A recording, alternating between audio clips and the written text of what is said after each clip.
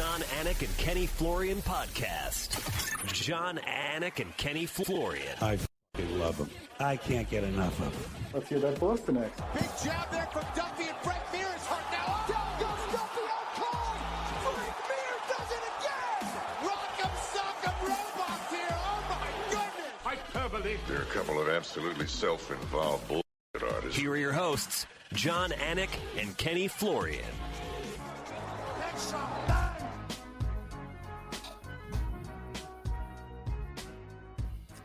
Sometimes like Christopher Mad Dog Russo, Mad Dog Sports Radio, Sirius XM Satellite Radio, I like to let the music bed breathe a little bit. Good to be with you folks after an extended delay. It is Friday, September 26th, 2025, episode 568 of the Anik Florian Podcast. Today's episode brought to you by DraftKings. DraftKings, the crown is yours. So much to get into on the mixed martial arts front today, but I got some other stuff beforehand. So I'm drinking this child-sized Poland Spring water here, established 1845. So the jingle as a kid went, Poland Spring, what it means to be from Maine, right? Like Poland, Maine. And this water maybe is a little bit more cloudy than some of the purified water out there. Now, Daniel Cormier's assistant, Cassandra Clark, is very anti-purified water, pro-spring water. One of the best parts, Ken Flo, about being back in New England is that Poland Spring water is abundant, it is omnipresent, and it is what it means to be from Maine. That's right. I don't see it down south at all. So you're right, man. That was what everybody drank back in the day, right? Poland Springs. Yeah, so there you go. My mom actually went to Trip Lake Camp in Poland, Maine. Oh, wow. My sister went as well. Now it's like 17 G's a summer and nobody can afford it. So much has happened in the mixed martial arts world since we were last here. At this point, I think most of our listeners know that there was a devastating loss in the UFC community as our head writer, researcher, longtime UFC.com staple, Boxing Hall of Famer Thomas Gerbasi passed away unexpectedly. And I know you saw the video tribute that I posted on Instagram. I had a lot of connection and time with this man dating to my UFC debut in 2011. He crossed your wake a number of different times, obviously, when it comes to your fighter bio and your time as a UFC commentator. And I guess I just wanted to say, every word that UFC fans have heard me utter in arena since 2011 has been written by him. Now, I edit those scripts before I lay them to tape, but this morning, for the first time in my UFC career, I voiced UFC 320, and the copy didn't come from Tom. And wow. I love the man. We're going to miss the man. He had every bit of the zest of life that accompanied his existence right up until the end, and just a massive loss for the UFC and boxing community. He was an amazing guy. An interview with Tom Gerbasi. So let me give you some context. Before every fight, I would talk to Tom, and he would write an article for UFC.com, leading up to the fight or whatever it was. And for me, anytime I spoke to Tom Gerbasi, I knew that it was fight time, and kind of Kenny Florian would change a little bit. I'd get a little bit more intense, and that would kind of be my cue for, hey, this is real. I'm about to fight. And I always enjoyed talking to Tom. Some things that you had to do before a fight, you just kind of had to get through it and just kind of, I'm going to do this. But talking to Tom was something I always enjoyed. He was an awesome guy. He made you feel like your fight was special and important. And he was just very genuine and authentic. And anytime I had a conversation with him, I didn't feel like we were having an interview. I felt like I was having a conversation with Tom. When I saw that news, John, of course, I hit you up and wanted to find out what happened. I was really sad just because the guy was a really, really good dude who lived and breathed combat sports. I'm not sure you could have made better use of 60 seconds in terms of trying to pay tribute. I am going to his memorial service and funeral tomorrow in Staten Island, New York. I live in the area now, and in some part, that's what's afforded me the opportunity to be there. I'm so happy to be able to share that story with, his loved ones, because when you talk about flipping the switch and getting the chills when you hear Gerbasi's voice on the phone, I mean, that would just be so amazing for him to hear. And for me, in terms of my preparation, as soon as those Gerbasi combo scripts cross the email, it's like, all right, hunker down. We got to voice this pay-per-view because now I got a fucking editor waiting on me, So yeah. Tom Gerbasi, my last conversation with the man was about Canelo versus Crawford. I leaned on him heavily in the weeks leading up to that call. And his 5-year-old granddaughter really was his pride and joy. And when our last conversation began, I was like, how you doing? He's like, well, I'm fine. But, I dropped my granddaughter off at school today, or she went to elementary school and she's in kindergarten. And I don't know if there's a restroom in the classroom. What does a 5-year-old need to be wandering the hallways looking for a restroom? I said, Tom, I think there probably will be a bathroom. I mean, maybe second grade, no, but I think kindergarten, there will be a bathroom. But I ended our conversation almost with like a journalistic kicker, I guess. And I was like, I look forward to finding out that indeed there is a bathroom in her classroom. And I never got that answer from Tom, but hopefully when I, share the room with his loved ones tomorrow, we'll be able to. But to Tom Gerbasi, indelible is your legacy. I have a feeling the contributors wing of the UFC Hall of Fame will come calling. And we dedicate today's episode to the memory and life of Thomas Gerbasi. All right. We are going to clean the ever-living daylights out of the MMA news desk here. Now, I did ask a poll question earlier today about cussing on the show, and we're going to get to that later with my twin, Jason Anik. Ray Longo, by the way, coming up here in 20 minutes. Also, Curtis Hoagland stepping in for Brian Petrie today to handicap Perth. But I do want to get into cussing on the program later, because when I just said we're going to clean out the ever-living daylights of the news desk, So you wanted to say something else. Yes. Yeah. All right. Headlines brought to you by Cuervo. Now's a good time to enjoy the tequila that invented tequila. I don't even know where to begin, Ken Flo, but I'm going to begin with something that wasn't even in the rundown. I think Ronda Rousey's coming back to mixed martial arts, Kenny. I think she wants to fight Kayla Harrison exceedingly badly. And if that ends up being a championship fight that materializes because Kayla Harrison gets through Amanda Nunes, I think you're going to see Ronda Rousey back in the UFC. And if that is the case, holy piss. That would be crazy. That was one of the fights, I guess maybe the first fight on my mind when I thought about Ronda Rousey coming back. I think that there are some fun fights that she can have. Can she still fight at the elite level? I don't know. That's what I'm most curious about. Can she still beat a lot of the best in that division? I think she can. I think a lot of it comes down to, why is she fighting? And it seems like she's saying the right things in regards to her passion is back for training, for the sport. Those are all great signs. And I imagine that she's healthy now after giving her body several years to recover. So I hope that's all the case. I also hope that she's not coming back for the wrong reasons. But from what I'm hearing, it sounds good. And I'm intrigued, I must say. So would the wrong reason be financial gain? Because if her net worth is $8 to $10 million, and again, we're just having fun here on the Anik and Florian Podcast. Sure. Thanks for listening, right? Browsy Acres looks to be wildly successful. The farm she owns with former UFC heavyweight Travis Hoppa Brown, who used to be a really good friend of mine, actually. But I think it's the competitive spirit that is driving her back. But undeniably, there's a good chance she might make $10 million to show. Right. I mean, I wasn't going to bury her in terms of the lead story on this podcast to anyone. Everybody knows who Ronda Rousey is. And as far as the MMA athlete, Kenny, she's the meanest of the mean. I don't think she maximized her utility the first time she was in the UFC in terms of overall maximizing her skills and ability. There's a huge maturation process that has come with motherhood and time away. Cody's chiming in that maybe she would come back and try to fight Miesha Tate for a BMF belt at the White House.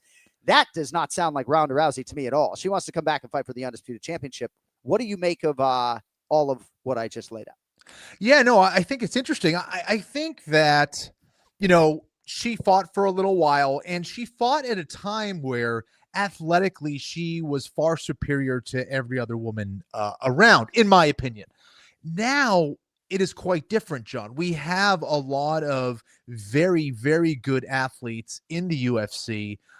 In multiple divisions across the female landscape in the UFC. It's a very different landscape than when she came in. Now, it doesn't mean that she can't be successful.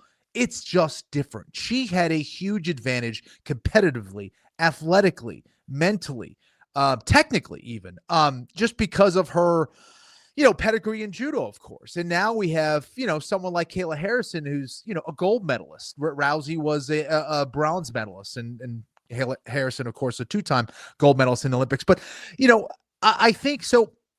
if it's against another grappler or another fight that makes sense, that's intriguing. I don't know if Miesha Tate is the one that does it for me necessarily, but I think she can have some fun fights and still make a whole lot of money, even if it's not for the championship belt. But where I would get concerned for her would be if it was against someone like a Nunes, because of how hard she hits and because of how athletic she is. And of course, their history. I'm not saying it's going to repeat itself, but Nunes, we know how capable she is and how dangerous she is. She's the GOAT for the reason. My favorite phrase in combat sports these days is bouts of consequence. And I think we can all read between the lines in terms of what you said about the Miesha Tate matchup. I love Miesha Tate as a human being. Yes. That is not a bout of consequence nor a bout of intrigue for me, you, or I think most mixed martial arts fans. And yes, I say that with buckets of respect for both athletes. Juliana Pena, is that a fight that is appealing in a non-championship situation, right?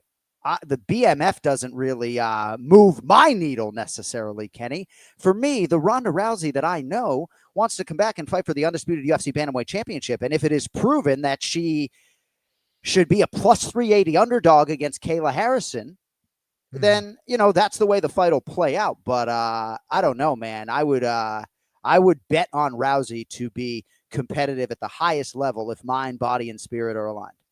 That would be a very fun fight. Two truly elite grapplers, judokas, of course, at the highest levels that have represented this country going at it. I think that'd be really cool. Other than that, I really can't think of too many names. I mean, you're going to bring Holly Holm back.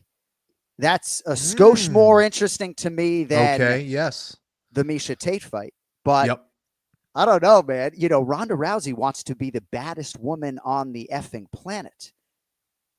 I'm trying to save this swear conversation and the poll results for when Jason Anik joins us in 45 minutes. I'm not even sure I'm going to get there, but it is going to prove my point. All right, well, nice to see Ronda Rousey of an competitive nature for mixed martial arts training, and we'll see if this amazing UFC Hall of Famer, who actually gave birth as recently as January of this year, I believe, it gets back on the proving ground anytime soon. A lot of different fight updates and bout announcements to share with you, Kenny, and I'd like to get your thoughts on these, if I could, over the next quarter of an hour or so. So Rafael Fiziev has a very serious injury that is going to prevent him from competing against Charles Oliveira. And one part of this is that we may never get to see just how good Rafael Fiziev can be if this thing rears its ugly head again. And he sort of detailed the injury, and I'm not going to get into it, but my gosh, man, he really is special. And look no further than the Ignacio Bahamondes fight. And I don't know, man, I'm just a big Fiziev fan, and this is disappointing in that regard. But a lot of people raise their hand to fight Charles Oliveira, and sometimes you got to sift through the misinformation. But ultimately, it lands on a guy that stylistically is the complete opposite of Rafael Fiziev. It's going to be Charles Oliveira and Mateusz Gamrot over 5 rounds here in a few weeks from Rio de Janeiro, Brazil. Your thoughts? Yeah, I think that for the UFC and for Charles Oliveira, it would be difficult to come up with a replacement for Oliveira, of one that would bring intrigue to the fight because of how many people he's fought. I would have preferred to see someone like a Max Holloway, right? But Holloway is one of those guys that, if he gets out of bed, he's going to have to get paid a certain amount. And also it requires a certain amount of preparation. Holloway's been around the game for a while. And I would imagine that he would, want to prepare for someone like a Charles Oliveira. So, and then everyone else, he pretty much has fought already. So I think Gamrot was probably the best option, maybe aside from Dan Hooker from a excitement standpoint. But Gamrot at number 8 in the world in that division, I think will suffice for me. I think it's a fight that does make sense that way when you consider all the other options. And I think the pressure is going to be on Oliveira, though. Make no mistake about that, because of, where he has been situated and what he's accomplished and where Gamrot is at number 8. All right, a lot of things to unpack here. So Charles Oliveira was roundly criticized for accepting a fight so soon after the Ilia Topuria knockout against another knockout artist in Rafael Fiziev. Now he's fighting a guy, Mateusz Gamrot, who, yes, is well-rounded, but he is not a devastating striker. Right. So the challenge here is a little bit different. We all know the danger factor for Charles Oliveira on the ground, but certainly wrestlers have had the ability to control him, I guess, at times. You could point to parts of the Arman Sarukyan fight, but replacement fights at the highest level.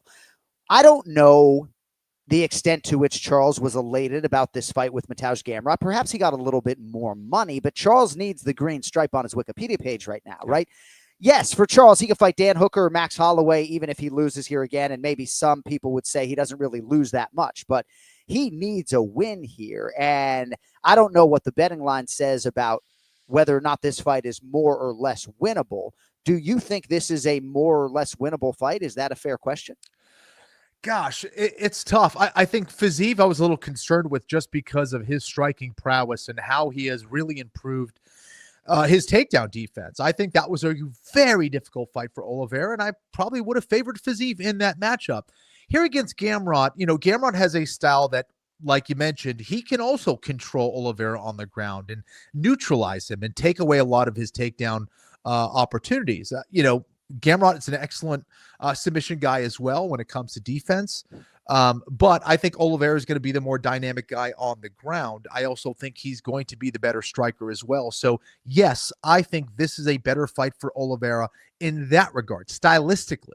But when you're looking at it from a pressure standpoint, and as you very astutely mentioned, he does need a win, and it's a different vibe as a fighter when you're going in there to get a win and going, here's a guy that's, ranked less than me. Not a whole lot of people know his name like my name or like Fiziev's name. So that pressure starts to build. And if you let that infect your mindset a little bit, that can be an opponent in and of itself as well. So Max Holloway is almost too big a superstar to make the Charles Oliveira rematch on short notice, in my opinion. Max also fought in late July, so I think for him, the timing probably couldn't be worse. I think the weight would have been a challenge. Dan Hooker, Charles Oliveira, I think has tremendous traction for first or second quarter 2026, almost regardless of what happens here. Yes. But I do feel for Charles a little bit, right? I mean, he's probably one of the most handsomely paid guys on the roster, but it's difficult when it comes to accepting. And I know he's got a few weeks, but it's just difficult when it comes to accepting guys on short notice. And when I look at what Diego Lopez did, and thank God he's come out the other side against Dan Ige on that fateful night in Las Vegas, I said it at the time, how inconvenient if you're a UFC featherweight / lightweight that Dan Ige lives around the corner, right? You could lose your opponent hours out, and Ige's probably sitting on the couch with his son Bam ready to fucking go. So I do feel for Charles. I'm excited for Mateusz, who on any given Saturday night, I think could be the best lightweight in the world. So it's an exciting fight, and there are a lot of different exciting lightweight fights coming down the pike. Hopefully we get some news on Topuria. It seemed like he might have an appetite to fight in December, but I don't think that's necessarily going to happen. Maybe they save him for Paramount Plus, which would, make a lot of sense. But we congratulate Mateusz Gamrot on the opportunity, and good on Charles Oliveira for stepping up. All right. Anthony Fluffy Hernandez is not healthy enough to fight Reinier de Ridder. Same month, Vancouver, Canada. In steps Brendan Allen, going all in on himself, no pun intended, against Reinier de Ridder. And I got a text from somebody who, it was 3 words. It just said, max bet RDR. He loves Reinier de Ridder in the new matchup. I thought it was funny. No, but hey, Brendan Allen's got a lot of self-belief, and that's a huge part of the battle. What do you make of that new main event for Vancouver? Gosh, I'm not sure I carry that same level of confidence in Reinier de Ridder as your buddy does. But, I'll say this. In that last fight, I think Reinier was extremely impressive in how he spaced out winning those rounds against Whitaker. And anytime you get a win against the great Rob Whitaker, I think it speaks volumes. However, he did show big-time vulnerability with his striking. And against someone like Brendan Allen, he's got to be careful because Allen really has done a great job doing his homework with his striking and honing in on those fundamentals, not being so flashy, but making sure, things like his stance is good, his head movement, his feints, those things looked way more solid. And even defensively, he looked better. So Reinier, fighting with that chin up, he's going to have to mind his P's and Q's for sure against someone like Brendan Allen. I do think that Allen could win that fight by knockout. I think Allen could do a good job on the ground. Now, off of his back against Reinier de Ridder, yes, Reinier de Ridder is going to be the favorite there. I think his top game is going to be oppressive. I think it's going to be dangerous against someone like Brendan Allen. But if Allen's able to stop those takedowns, keep it on the feet, I think this is a great fight for Allen to take. Beneil Dariush was suggestive that Reinier de Ridder is the best grappler in the entire UFC. Do you see him on that level as one of the top 5 guys or so in the UFC? Yeah, it's possible. He's not the guy that comes to mind yet for me. I think he's definitely up there. There's no question about that. Is he on the level of someone like a Khamzat Chimaev, who he may face in the future? I have my doubts. I think he's very good with his top game. There is no question that he is absolutely elite and in that top 5 on his back and the transition, things like that. I think that's where he may struggle. And I'd like to see even better takedowns from him as well. And we're going to find out. I think this is the fight. We're going to find out even more information on how good RDR is. Yeah. I think Brendan Allen's going to pose a good challenge for him. Good answer. Didn't intend to put you on the spot in terms of de Ridder across the entire UFC. Yep. Khamzat Chimaev, Cody says, teased he was at the UFC offices today with a fight booked and then deleted the post. So that's interesting. I sort of would have thought that with Fluffy Hernandez out that they might have tried to strike with Chimaev and Reinier de Ridder at that point in time. But Cody just wrote in the chat, Kenny recharged, locked and loaded from vacation. Do you care to tell the masses where you went? You are pretty locked in today. Yeah, thank you, buddy. I'm a little under the weather, but yeah, I went with the family. We went to Spain. We were in the south of Spain for a little while. We took a couple days in Morocco because we were kind of took a quick ferry and yeah, it was great. It was great for the family. They weren't, I have younger kids, so they weren't so interested in the historical side of things, but they got a chance to go to the beach, run around, play, and see some cool stuff. And it was fun, man. It was good to kind of disconnect from the phone a little bit and hang with the family. So did you bring your new hair to Spain? I did. My hair came with me, and it's starting to grow in, John. We'll have to do a big reveal show or something. Oh, let's do the big revelation. Mike Jones, you paying attention? I want to do that. All right, so we will get you an update on the UFC's White House situation here in about 60 seconds. Longo coming up in about 5 minutes. But fall is here, folks. Crisp is the air where I live. Football is back. Maybe a bonfire or two if you're so inclined. But if you are like most guys, you're still putting in the hard work regardless of season. And that means sweat. Still don't need to let body odor sideline you. Mando deodorant plus sweat control is for real working guys. Formulated to stop odor before it starts. Doesn't mask odor with overwhelming fragrance either, by the way. You can tackle anything from the job site to tailgating with confidence. You don't need to mask it. Mando it. Sweat control deodorant stick continues to hold up for me. I got it in the other room, even in the heat of this summer and the newly seasoned fall. And also, you got to remember with this stuff, regardless of product, you can put Mando everywhere. Pits, packages, feet, skin folds, back, knees, everywhere. And right now, as always, when we're talking about Mando, we're talking about a special offer for new customers, 20% off site-wide with our exclusive code AFPOD at shopmando.com, shopmando.com. You can find Mando, by the way, and those amazing deodorant wipes at Walmart and Target. But for the best deals, we encourage you to go to shopmando.com with code AFPOD. Mando starter pack, perfect for new customers, comes with a solid stick deodorant, cream tube deodorant, 2 free products of your choice like mini body wash and deodorant wipes, and free shipping as well. As a special offer for listeners, new customers are getting 20% off site-wide with the exclusive code AFPOD at shopmando.com. Free shipping as well, shopmando.com. Please support our show. Tell them we sent you. Mando's got you covered with deodorant plus sweat control. Say goodbye to sweat stains and hello to long-lasting freshness. I absolutely love those deodorant wipes. They're actually in my broadcast kit now. Nice. I have them in my broadcast kit just in case.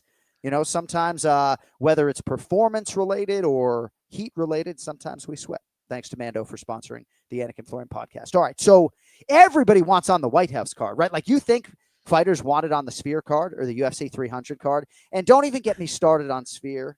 Why did I even say Sphere? Because Khamzat Chimaev needs to headline the next Sphere show. Ooh. And I say the next. And if Dana was listening, which he is assuredly not, he would be like, we're never going again. but it was just the broadcasting experience of a lifetime. Perhaps it will be superseded by this White House. Have you seen some of the, what's the word? The architectural word? The renderings? The renderings. I have seen the renderings. So it looks pretty damn cool, man. The ceremonial weigh-in at the gosh darn Lincoln Memorial. Let's do it. Dude, that'd be sick. Honestly, it's crazy how far, I say this all the time. It's crazy how far this sport has gone. And of course, with Donald Trump being a huge UFC fan, dude, let's go. Let's make it happen. So when you think about the growth of mixed martial arts, and if you are watching on the DraftKings Network or on YouTube, you now see some of these renderings.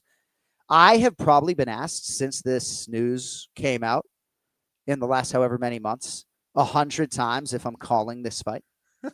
I mean, health is wealth. Well, health is wealth, right? But I haven't as yet been assigned. And, I'm hunkering down to call my last 3 pay-per-views here, which is sort of a weird situation, Wow. Yeah, I mean, there are going to be numbered events next year, but, we got 3 more pay-per-views. UFC 320 is 8 days away. But in terms of the fighters and their desire to get on this UFC White House card, I mean, can we bring Matt the Immortal Brown back from the dead to knock a motherfucker out in the White House? Excuse my language. So Jon Jones wants on the card. And I don't know if DC is ratings chasing when he is saying that Jon Jones should be fighting there, right? Yeah. But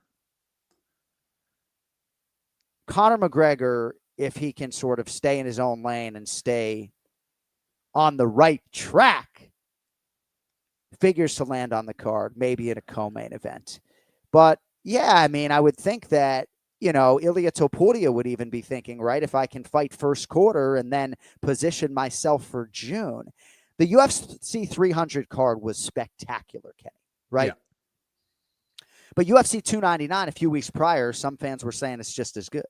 The White House card is going to stratospherically be without a comp in UFC history. In theory, they will have 5 title fights. They will have every single big star. They will hold Ronda Rousey's return until then. It'll be Ronda. It'll be Jon. It'll be Conor. It'll be Ilia Topuria. It'll be Alex Poatan Pereira. I mean, what are we doing here? You know what I mean? Yes, Conor McGregor versus Nate Diaz 3. I mean, with Michael Chandler, I know I'm rambling, Ken Flo, but what are we doing here? Well, it's an historic event. This is like a one-of-one type of thing. It's like, all right, the Sphere, I could potentially see the UFC back there, right?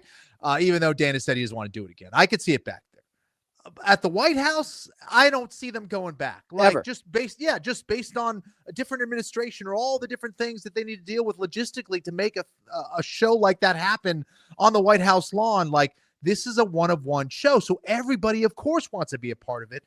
And yeah, a lot of it depends on, okay, Conor says he wants to be a part of it, but then he's kind of like pricing himself out potentially, I would think, with the $100 million ask and what he wants 100 golden visas for his family and friends. It's like, I definitely want to do it. I'll come back for sure. You just got to give me, $1 billion to fight. So I don't know. Is he gonna fight on that? I don't know. I'd love to see it happen. I think the Nate Diaz fight for me is way more intriguing as the trilogy than a fight against Chandler. I don't want to see the fight against Chandler at this point, if I'm being honest. But for me, if you're going to have one of your big stars fight on that, I'd make sure that Jon Jones is on it. And I know, obviously, a lot of stuff has happened outside the cage, and, maybe Jon Jones is, considered unreliable by Dana and all this. But, I mean, that would be the fight, right? Him and Aspinall. What's bigger than that right now? Right. Yeah, Tom Aspinall should factor prominently in that equation. And you do wonder in terms of Conor McGregor. I mean, say 25 million, right, would be a more realistic number. And I really, truly don't know what his contract says or the extent to which he could renegotiate that. But if the UFC's goal is to do the biggest rating in the history of CBS for sports, which they won't beat a Super Bowl, right? But if their goal is to beat Kimbo Slice or whatever the internal goal might be, Conor McGregor would be the driving force behind whatever would be the biggest rating you could possibly do. All right. We might want to get some opinions from the star of the program. Let's get to the Ray Longo Minute. It's now time for the Ray Longo Minute. I want you to punch a hole in his fucking chest. That's what I want. The Ray Longo Minute. Starring Ray Longo. The Jon Anik and Kenny Florian Podcast. Look at him. Look at the motherfucker. That drunk. Oh, boy. God is good. Boy. God is good. Oh, boy. God is good. Ray Longo got down on his knees and he prayed to the gods that Charlie Campbell would not ask him to go to Perth, Western Australia in 2025. Okay, he could have asked all he wanted. I wasn't going. Oh man, I wonder That's a what I long would flight. do if I was an independent contractor and Zach Candido called me and was like, "Hey, you want to go to Perth?" It's I like, just "Yeah, got. Go ahead, Flo. My wife was like complaining about the 9-hour flight back from Spain to Charlotte, and she was like, "Oh my gosh, I'm never gonna do that again on the way back. I can't do 9 hours." It's like, try 18 hours to Abu Dhabi on a Wow. flight. Try a 15 or 16-hour flight to Australia. It's insane. It's insane. It will drive you mad being on a plane that long. Not to mention what it does to your body and brain. Like right now, I'm all confused what time it is. Yeah, John, he's hitting it right on the head because I really think I have to stop. But 9 hours is nothing. It's nothing. I don't even consider that a trip. Right. I mean, that's crazy. But We are all so conditioned to our life experience, right? But what's great about Clark Florian, it's not that she can't do it, but it's that she doesn't have to do it again. I like the outright refusal, right? Because I am aligned with her, right? Like I've been trying to convince my son to go to Vegas with me, and he's like, "Dad, 6 hours on a plane is a non-starter." Yeah. I tell you, I mean, he's 7. But Kenny is right, though. I think it fries your brain at this point. It's definitely because I'm trying to figure out why I'll get back and like 4 days later, I'm in the gym and I'm like, I have no energy. It's the time zone changes too that are bad. Oh, complete destruction to body or brain. And we're not even fighting. Like horrible. these guys have to go and fight. Yeah. Like, Yeah. What's that shirt, Ken Flo, huh? it's like a jujitsu type shirt. An event buddy of mine. Power Trip. Yeah, Joe Staples. Joe Staples kind of. Joey Staples. Joey Yeah. Staples. Joey Staples. There you go. So, Cody, Joey if you could, Meatballs. so we got a lot of things to get to with Ray Longo. Cody, if you could at some point in time get me both poll question results and populate the chat with those, I would appreciate the heck out of that. So UFC 320 is 8 days away. That would mean Aljamain Sterling's wedding, I think, would be 9 days away. Big things coming up for Ray Longo. You got a tux, Crazy. you got a suit. What's going on? Crazy. What a fun week that's going to be, no? Yeah. I'm going to crash the wedding. Don't tell Rebecca. He's saying he's saying there's going to be some big surprises. You might be one of them. Ha! Yeah. No. I mean, can you imagine a more underwhelming surprise? Look at Look at this fucking fat white Jew. Jon Anik's here. It is. Got John, you hear this? Right. Yeah. Thank you, one guy in the audience. Oh, God. Stop. Yeah. All right. So Merab Dvalishvili, Kenny and I later today are taping the Anik and Florian rewind for UFC Fight Pass. And one thing that you're going to hear me say, and I'm not trying to say this hyperbolically at all, right? I've talked about other fights. I think Merab Dvalishvili right now is the biggest MMA superstar in the United States of America among active fighters. What do you say to that? I think it's hard to disagree with that. I really do. I mean, come on, man. The guy's his social media presence, everything he does is pretty funny. It's thoughtful. It's insightful. He's a beast. I mean, I think the training with DJ that he's been putting up is phenomenal. That those guys are getting together and rolling around and having fun. I mean, look, the guy's just living the American dream at this point, and he loves fighting. So, like, this is like us doing this podcast. It's. I don't believe there's any difference. We talk about the flying and the crazy with flying. I just think he's immune to all of that shit right now. Will it catch up with him someday? Maybe, but when you enjoy doing something as much as he does, it's hard, man. Right. He's in there for the right reason. He loves to fight. There's other guys that want to maneuver their way up there, try to make some money. He was never that guy, and he never will be that guy.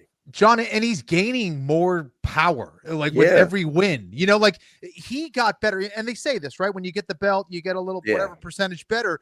That has been absolutely clear with this guy. And with every single win, he becomes more popular. He becomes more powerful. He becomes more confident. I have a really tough time trying to think of someone who can beat him right now. Like he's just firing on all cylinders, man. Hey, listen, and it's organic, Kenny. I think that's Yeah. what to me. I even look at it like, when Aljo had the belt, he was laying back. He didn't do the social media. As soon as Aljo Right. lost the title and, you know, those guys did what they had to do, he just went berserk. Right.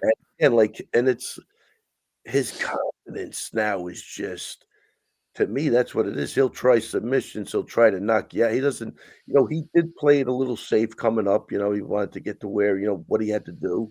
But I don't think he gives a shit anymore. I think he's just, it's not, I mean, he's getting better. Obviously, you get better as time goes on, no matter what, technically, but it's his mind is freer. That's what I see. Yep. He doesn't have anything to prove. That's a dangerous guy. And he's got, and he's tough as hell, and he's relentless. So good luck dealing with him. I always try to be a good listener, and oftentimes you guys say stuff of value, and it completely redirects my thought process in terms of things that I wanted to discuss. I mean, Ray, you just brought up so many valuable things, and when you think about his career, maybe playing it safe a little bit early, and now it's just a bat out of hell, all systems go. But in terms of real quick, and if we could be succinct on this, I'd appreciate it, his star power in the United States of America, because this is a global sport, but the three of us live in the U.S., and this sport is growing in the United States. And I don't know how EA Sports, with their video game, internally, metrically quantifies Ilia Topuria, who in my opinion probably would be the front runner to be on the next game, versus Merab Dvalishvili. And I don't know the extent to which you take a fighter's fan base when you fight them, like Khabib Nurmagomedov against Conor McGregor or Merab Dvalishvili against Sean O'Malley. But I'm embedded in this sport. I'm at all these pay-per-views, and the fan response in the U.S. to Merab right now, to me, he's the biggest, most adored guy in the U.S., and I'm sure some of the fan base, if I'm grossly wrong, will tell me. Well, John, first of all, he's the American dream. You have to root for the guy, even when he got his citizenship. I mean, he does everything. He's doing everything right. And, and he appreciates it. He's humble. He appreciates what it means to be in America, I believe. I think he upholds everything that we think is good about America. I think he represents that. Why wouldn't you root for this guy? You'd have to be crazy. He's not, he seems to stay neutral. He's not, barking about political stuff. You know what I mean? He knows what his lane is. He's not going to pick a side and cut out half the other side. He's just doing Merab. And what I see is a fantastic story. That's what I see when I look at that guy. But listen, to know him from the beginning, this is crazy.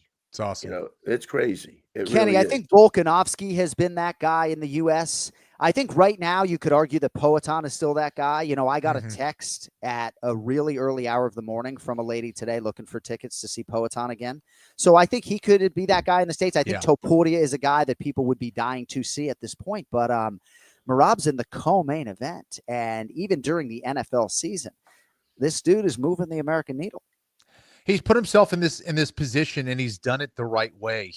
There's a lot of guys who have become popular, but they've become popular, through the more modern means of talking trash or being flashy or doing this. He's done it with his actual work. He's done it with his work. He's done it with his performances. People have seen him come up like Ray did, not to the extent that Ray did, behind the scenes, but to see a guy who, people didn't really like his style, or, he's doing this, doing that. But then all of a sudden he wins and he's getting all this consistency, like, oh, this guy's legit. And now he's actually, going in there and beating the top guys, the biggest names, some of the biggest names in the sport. It's amazing to see, man. And he's done it all in the traditional way.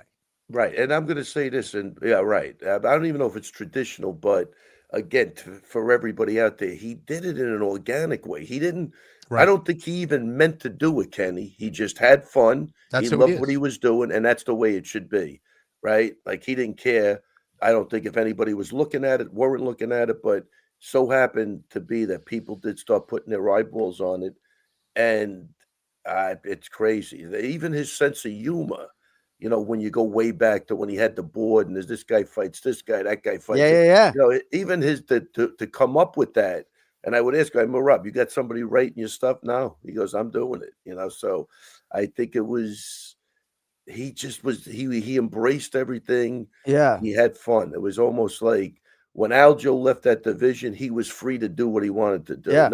Now he's winning and he's getting confident. He's free to do whatever the hell fuck he feels like doing. And who knows?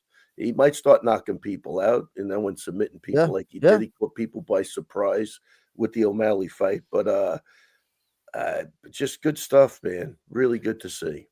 My personal connection with Merab largely is rooted in my relationship with you, you know, and I think that's why me and Merab are close. But Kenny, I can't think of a single fighter, and we'll move on now, but that I've gotten like progressively more starstruck to be around. It's a crazy feeling that like now when I see him, I'm like starstruck and like it never used to be that way. It's right. He's just a special guy. And he's fighting a really special guy in Corey Sandhagen. You know, another thing that we're going to talk about later today on the Anik and Florian Rewind is if Merab is this superstar that I believe him to be, Sandhagen might be the most beloved guy by the roster fighters for a guy who hasn't won the ultimate prize. And I know Kenny and a lot of other guys are really excited to see what he can do with this Herculean challenge.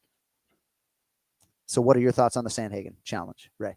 That's in front of you. Oh, I've always been a big Sandhagen fan from day one.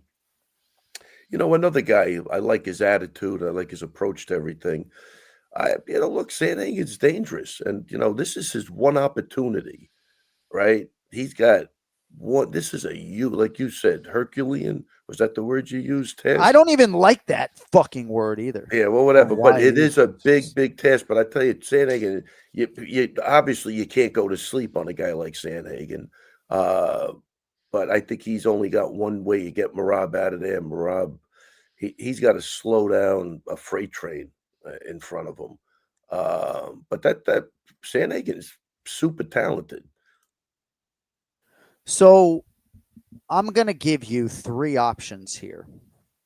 And I would like you to put them in order, Ray. This is not a would you rather. This is MMA. Just relax. You look relaxed. All right. I didn't say, what the fuck did I say? I'm joking around, having fun with you. Have any coffee yet today, Ray? 11:45 a.m. right now. Oh, yeah. I'm on my first cup right now. I've lived here almost 4 months. I haven't even made my way to see you or your team or anybody else. Horrible. Horrible.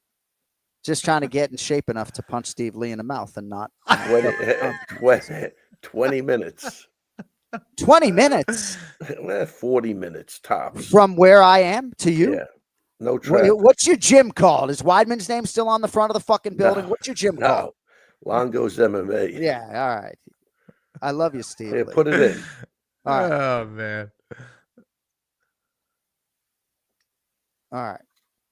Yeah, right now, I mean, it's not rush hour. 59 minutes, 36 miles. I mean, listen, right on the 36 miles. I could ride there on my bicycle. Come on. Well, we're going to ask you later if you'd rather ride here on your bike or with a unicorn behind you. No. So I believe there's a ferry that could get me there more expeditiously. But there you go. No, I don't think so.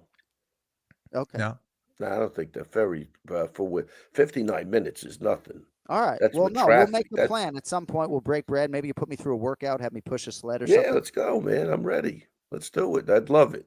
I would love that. Take him to that Vietnamese place you took me to, right? Yeah, there you go. We got a million. Good. Oh, Long Island's such a beautiful place, John. Yeah, I can't wait to come. You in actually, the dead of winter. you should have moved to Long Island. I don't even know what to say to that. You know, like he'll never move to New York. Where your father grew up, you know, maybe Seaford, something like that. There you go. There you go. Ken Flo, do you know where I live now? I'm right on the border of Connecticut and New York. I kid you guys not. I could run 20 steps. I'm in New York. That's wow. On the border crazy? I am. On That's the border. crazy. He's rubbing it in even worse. But he still hasn't been to the gym. He still doesn't want to see you. Still doesn't want to see. Still doesn't want to see me. If I don't come see you before Halloween, you can feel free to terminate the friendship. Okay. Halloween, we're going to be all over the place. I'm on like 15 trips between now and Halloween. Oh, now it's he's making the excuses, John. All right. Let's there you go. Yeah. Hey, at least your guy Merab's not fighting in Abu Dhabi, right? Oof. That's true. Yeah. That's true. All right. I love going to Abu Dhabi, incidentally, so I'm excited about that.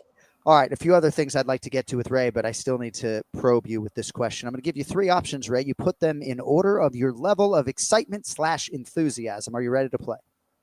Oh yeah, I'm ready. I'm ready, John. Yeah. What's the first one? Well, you know what? I was sleeping, but now I'm really awake, Kenny. Oh man. That was good, Ray. By the way, you know, we talked the other week. I'm going to table that for a second. All right, Okay. three things. You put them in order of excitement. Ronda Rousey coming back to mixed martial arts. Conor McGregor fighting at the White House. Jon Jones fighting at the White House. Number one you're most excited about of those three is what? Wow. Would you like the questions beforehand in advance of next week's show? Oh, that'll always help. He's thinking about I'll it. go McGregor, Rousey, and Jones. Okay, so most excited about Conor at the White House. It's probably a pretty good question for this show. Then Rousey, a comeback. So what is your relative level of enthusiasm for a Ronda Rousey comeback, and how much of it has to do with maybe opponent? Oh, I think it would have to. The opponent would be a big factor into that. Yeah. So I think it's a fascinating conversation just in terms of her athleticism, her relative meanness, why she's coming back. I don't think she would want to come back for like a non-title fight, right? Like, don't you think if she's coming back, it's for can't Kayla? see that. Yeah, I would think it has to be, and that's. Man, that first off, that's not a good matchup for her, but that would be a great, intriguing matchup for everybody. I mean, two judo people, I think Kayla's Who can judo, talk? What? They both can talk. They both can build up the fight extremely well. Yeah. Yeah, I mean, Have I history. think the judo thing makes it intriguing to everybody, right? They were both medalists, but Kayla, I think, is her level. Well, of one's jiu- active, one hasn't Yeah. fought in years, Yeah, right? yeah, And yeah, yes, yeah. it would be a major ask for Ronda to come back and beat Kayla. I understand that.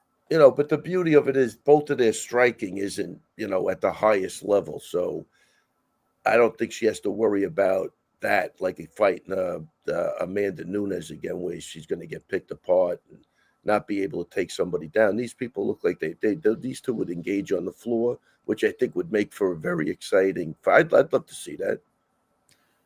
So, all right, we talked about Rousey because you were excited about that. But in terms of Conor McGregor, how much of your enthusiasm has to do with opponent? And let me just give you a little bit more on that, because if the UFC truly is in the business of putting on the fights that the fans want to see, I understand sometimes, like Yair Rodriguez says Hunter Campbell has promised him a title fight, and I understand that Michael Chandler certainly has been promised the Conor McGregor fight any number of times over, verbally or otherwise. But I mean, you're going to do Conor McGregor, Michael Chandler at the White House as opposed to Conor McGregor, Nate Diaz? Like, do you as a fan want to see Conor McGregor back? Do you want to see him versus Michael Chandler? I just don't know about that. Has that ship not sailed to Perth?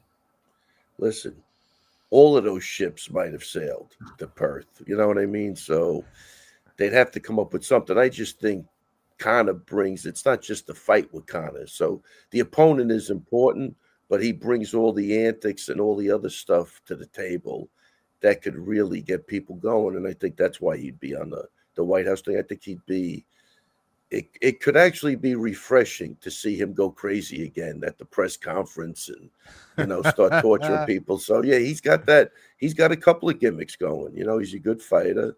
And he's got a great gift of gab, and he's always on. He's never off with that stuff. So that might be refreshing now to see that. I'd like to see Michael Chandler, Kenny, on the White House card. I mean, the guy comes out with the stars and stripes. He can knock a dude out easily. I just would rather see Chandler against somebody else. Go ahead, Ken. Yeah, absolutely. I think, if Conor's going to come back and he's going to take this seriously and all that stuff, I say let's go even a little bit bigger. Give me a Holloway. Give me a Dan Hooker. Yeah. Give me one of those fights. Maybe even a Charles Oliveira, something like that. There's like where people really want to see two great fighters go at it. Like the thing about this sport has grown so much where it's gone past the nostalgia point. People just want to see good fights. I want to see a good fight. The UFC roster has it. Let's make it happen. Yeah, and to Kenny's point, I mean, this sport, every 5 years, I think they forget about you if you're not active. You know what I mean? Like, it's not a long window. You know, Yeah, absolutely. I deal with young guys in the gym. I mean, if you're really a fan, you could go back and talk about some of those other fights. But if not, you know, it's like Kenny says, they want to see good fights and they want to see people they know that they've watched come up in the last couple of years. You know? Yeah, it's been a good show for Kenny Florian. I don't think anybody would deny that. I agree with you, Kenny. I would have a much bigger appetite for Conor McGregor versus Dan Hooker or Charles Oliveira as opposed to Nate Diaz. And I got Nate Diaz artwork all over the place. I got a 209 tattoo. I hear you. I want the biggest fights just like you guys do. All right. Hold on 1 second, John. Oh, wow. We haven't done this in a while. You know, I was going to go get my the computer was going to die. I had to plug it in. Sorry about that. There you go. Okay. Saved it last I'm like a computer technology guy. You know. So I plugged it in. Charlie Campbell is in WA. Can you hear me? Yeah. So Charlie Campbell now trains out of Syndicate MMA in Las Vegas, if I'm not mistaken, but he is fighting Tom Nolan in the lightweight division on the main card this weekend. Any thoughts on Chucky Campbell? You know, really, I've been out of touch with Charlie. I saw him for Freddie's fight a couple of weeks ago. I know he took the fight kind of on last minute notice, but I really don't know much about him. Really don't know how hard he was trained. I'm sure he was training with Evan Elder because when Elder got hurt, you know, I think Charlie jumped right in there. But that's all I know. You know? All right. Are you bringing your wife to Las Vegas? Yes. For the wedding? Yeah. That's very exciting. Yeah, very exciting. When we get off the air, you can just text me the wedding location if you don't mind. No problem. I've never crashed a wedding before. I'm going to do it because I have to stay for a shoot. So I don't think it's your ordinary wedding. I think I think the Jamaicans do it a little bit different. I think you could just walk in. Okay. All right. Well, yeah. I mean, this feels a little bit weird, but maybe I will. I say you show up. You know, just bring a card with you. What? Oh, a credit card? Yeah. What kind of card? No, I meant a wedding card, but you could you could stuff your credit card in there. Gift. Oh, that is a phenomenal idea. Yes, of course, I would not show up empty-handed. I would slide them a little bit of an envelope or whatever. I'm saying Aljo would love to see you. Yeah. Well, I hope you have an amazing time. We will, of course, talk to you before then. Final question before we get Jon out of here. Dominic Reyes, Carlos Ulberg, main event, Perth, Western Australia. Do you have a prediction on the main event? Do you know who's the betting favorite? Well, I'm going to say Ulberg's the betting favorite. Yep. It should be pretty close, though, I would think. Yeah, our producer Cody Merrill sees value on Dominic Reyes at plus 210 or so. Ulberg is minus 258, so maybe a little bit wider than you thought. It sounds like you think Ulberg is going to win the fight or no? He hasn't done anything to super impress me, Ulberg. But I think if Reyes' chin is intact, I'm going to pick Reyes to win that fight at plus 210. I'd take a shot with that. Cody just wrote something. Two big guys, you know, anything could happen. But Reyes has looked good. I think he's having a nice comeback. He did the right thing. He took some time off. So, you know, if Dominic Reyes wins and positions himself for a title fight, it'll be one of the craziest things that has happened in UFC history. Cody just wrote in the chat, like, it's an honor if Dana or Jon shows up to the wedding. And Cody, with total respect, like, if Dana showed up, that would be really cool. If Jon Anik shows up, it's like, what is he doing here? In some part, like, I'm not trying to like denigrate myself. This isn't self-deprecation, but like, yeah, maybe if I show up all Hendrix ginned up to see my friend Longo, it makes some sense. But otherwise, it's like, dude, like, you weren't invited. Anyway, I disagree. I had Jon Anik in my wedding, by the way. Yeah, I got him early. I got him in. I got him early before he was really. Do you think Aljo would have security remove you immediately? That would be amazing. That would be that. Come on, John. That's TV. John, think how good that would be for the podcast. That would be escorted out.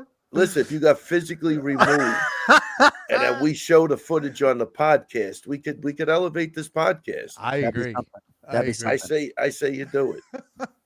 I'm in. Let's do it. It's good stuff. Hey, before we let you go, I just wanted to get a thought on Tom Gerbasi. I don't know how much he crossed your wake, but this is a massive loss for so many of us, not just in terms of the amazing human being that we all knew him to be, but just in terms of a lot of our professional daily lives, he was inexorably linked to them, and he was a huge part of my process. And it's very heavy going through that process without Tom. Oh, I mean, I didn't know him that well, but I could tell you any conversation I had with him was always, he was a, very mellow, low-key guy. I think Staten Island guy, right? Yep. Never got to know him that well, but I think the last time I talked to him, I think we talked about his dad maybe fought in the Golden Gloves, or he might even fought in the Golden Gloves. But he just came across as a super nice guy. Yeah. Well-spoken and very low-key. I think that was what my memory of him was, just just a low-key good guy, that I probably wish I would have got to know a little more, but I had a bunch of conversations with him, but that was it. Essentially every UFC fighter bio that had ever been generated up until the Perth show was generated by Tom Gerbasi. I'm not sure I didn't know that. I'm not sure that there's more connective tissue with an employee in fighters than Tom, having talked to probably every single fighter on the roster. I'm not even sure that I can lay claim to having talked to every fighter on the roster. But yeah, Staten Island, I'm driving there tomorrow for the service. Maybe I'll stop by and see on the way back, unless you're busy, Yeah, stop by Brooklyn, go to Spumoni Gardens, pick up a pie, bring it to the gym. It's on the way back. What are you talking? He's a pizza delivery guy. I'm happy to do it. I'm oh happy my to God, do it. no! You would love it. I'm doing. First off, I'm doing you the favor by even letting you know about Spumoni Gardens. I'll get your 5 pies. I mean, I don't know how to navigate New York in terms of what's on the way and what's not. Where are you going to be on Saturday night around 7 or 8 o'clock p.m.? Waiting for you, wherever you are. Bang. All right, well, maybe I'll see you tomorrow. Maybe one more sleep until I see you. Maybe not. We'll see. I'll tell you, I feel like this is going to happen. Hey, love you, buddy. We look forward to talking to you. We got a quick turn. We'll talk to you on Monday and preview this pay-per-view a little bit more. Beautiful. All right, take it easy, guys. See you, Ray. Bye. Ray Longo Minute every week here on the Anik and Florian podcast. Not sponsored this week, incidentally, but perhaps in the not too distant future. I would like to bring my twin brother into the program at this moment in time. Jason Anik at Boston Anik, dirty boxing commentator, PGF world commentator. You can also catch him during the NFL season on the Last Men Standing podcast. Jay, it's nice to see you, man. Your hair looks pretty good today. Hey, so if I were setting the odds on you and Ray Longo breaking bread Saturday night, I would say probably you not breaking bread with Ray, maybe like minus 850, and you and Ray breaking, even if you don't bring a pie. But anyway, I hope you guys connect after that. So Jay texted me at 11:14 a.m. Kenny, Gus looks like you put baby in the corner. With the gorilla? I need to get a table to put Gus on a table. He needs to be elevated for sure. Yeah, I feel Gus is like, dude, when I get up here, I'm going to fucking eat you, No, but when you put out that poll about the cursing, right? And for those of you youngins. Can I get to that real quick? Can I read it before, or do you want to go ahead? No, go ahead. All right. So I just want to read the poll question of which he is referring to. Ken Flo rarely cusses on the podcast, but would you like there to be less swearing on the show? 83% of you said no. 17% said yes. Go ahead, Jay. I just thought about coming on the show today like the great Dennis Leary opened one of his shows when he said, thank you, thank you, thank you, and fuck you, which was just great, But no, Ray swears all the time. So for anyone who ingest this program, it just kind of is what it is. But John, I read that tweet as you kind of like to let it flow a little bit instead of using other adjectives that you less prefer, right? If I were calling you this morning about Ronda Rousey, I would call you, Jay, and I would say, dude, I think Ronda Rousey is going to fucking come back and fight fucking Kayla. That's what I would say. And so I'm bringing that energy, which is me. And yes, evolutionary. Maybe I swear more at 47 than 22. I don't know. But I'm bringing me to the airwaves, and I can't always bring all of me to a television setting. But it's not like trying to sound cool, or it's how you and I talk. Yeah. So can I move on from that poll real quick? Yeah. So I know we're going to talk about dirty boxing, and I thought maybe Ray and I were going to cross over, but forgive me for those who tuned into this show. It was probably 10 days ago, 12 days at this point, after Canelo Crawford, and Ray came on, and I texted Ray right after his appearance on the show. And I told him I agreed with everything he said. And, you know, you talk about bouts of consequence, and you brought it up today, Jon, and you've said to me about dirty boxing. And I know we'll get to Gable Stevenson, but you talk about bouts of consequence when it's Yoel Romero or Andrei Arlovsky at our age getting in there. But what I will say, I know there was huge consequence with Canelo Crawford, but as I sat there arm's length behind you, there weren't any consequential blows. There wasn't any blood. There wasn't a lot of sort of consequence, it felt like. Whereas when I go to watch the Professional Grappling Federation, legs get broken, right? When I'm watching dirty boxing, you better not look away for a second.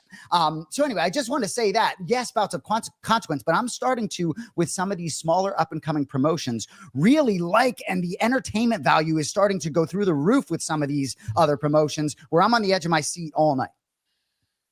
Kenny, I want to get your thoughts, I guess, on this a little bit in terms of like the grappling versus the striking, kickboxing, boxing, right? Because I think Jay would actually come to you right now and suggest that he enjoys the jiu-jitsu, the grappling more than straight boxing.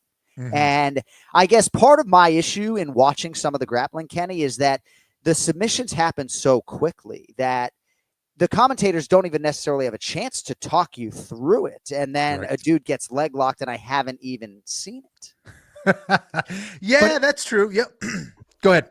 No, I'm done, Kenny. I want to hear what Kenny has to say. But if Kenny's commentating, he would walk you through it. No, I'm not. No, your commentators are great. But Kenny, correct me if I'm wrong. Like, not only do I not know the sophisticated nature of what I'm seeing, but I think, you know, there's all this belly down stuff. I mean, dude, like everything's happening. It's not even the cameramen have to, you know, you almost need more cameras. I don't know.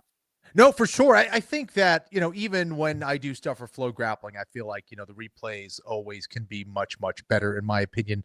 And I also think that we need to do better as commentators as far as, like, you know, setting up what's happening or what could happen, right? And I think the UFC does a really good job of doing that. I think in grappling, it could be a little bit better in some ways, as far as talking to the fans like you're trying to educate them a little bit more, because that's the thing I think that most people are trying to understand better, is that grappling component. And I think that's where we can do a much better job as commentators. But I think boxing has become so civilized, and guys are really so careful with everything that they're throwing, not only because the person they're fighting is very dangerous and can counter them at any time.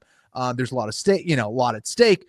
But I think that the sport in general has become way more tame, especially when you compare it to all the various weapons that you have in mixed martial arts. And if we go back to the original kind of fight between boxing and MMA, boxing, they showed their cards when they were so combative towards MMA. They were the ones that were trying to get it banned. They were trying to prevent it from getting approved in different states.